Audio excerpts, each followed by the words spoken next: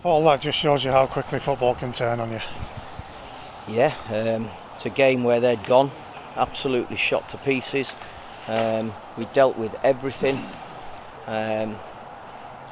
Unfortunately, I can't legislate for that first goal. Can't legislate for it. And then after that, we've had an opportunity where we're breaking off a corner, defended them really well. We had a break, give the ball away, and we've been opened up. And credit to the lad, he's finished it off, but it shouldn't have been in that situation. The first goal's killed us, simple as that.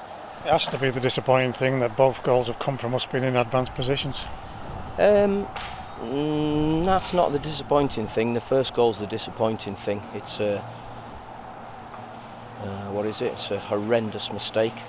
And as I say, you can't legislate for that. And they've got a bit of momentum from that point, and then we've defended the set plays well, really well for the whole of the game, really well. We defended that last one well. We've had a break, similar to a break we had in the first half, where we should have found the right pass. We just haven't been good enough in the final third, and clinical enough and clean enough with our possession to absolutely finish them off, which is what we should have done. Having said that, we were thinking about talking to you about so much that was positive up until that 88th minute, because there was so much that was positive. Massive amount of positive things, and unfortunately the first goal has absolutely killed us. You cannot make them mistakes, simple as that. That's cost us the game. They've obviously deserved it because of from the 88th minute to the 93rd, 95th minute. Then you've got to say that Walsall deserved to go through.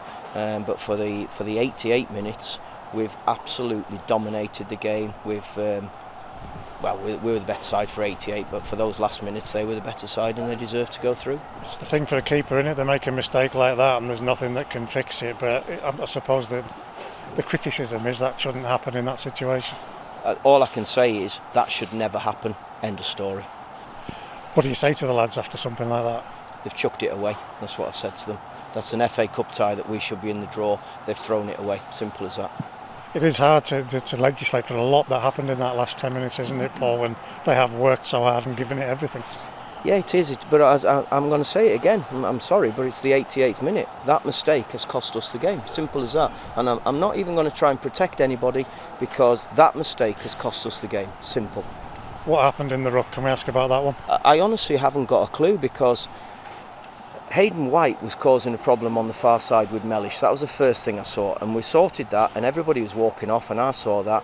I'm told that Earing was winding up our fans. Jamie Devitt said to him, "Look, you've won the game, just get off the pitch." And somebody came from behind him, and all I know is Jamie Devitt has got a black eye. He's been punched. I don't know what else has gone on. I didn't think there was any need for it. They've won the game. They've not won with respect, in my opinion. Simple as that. Some of the stupid things they're getting shouted down the corridor. And to be fair to Michael Flynn, he's brought a couple of players and apologised for it. I don't believe that's the right way to win a game. I think they were disrespectful at the end of the game. We were disappointed, obviously.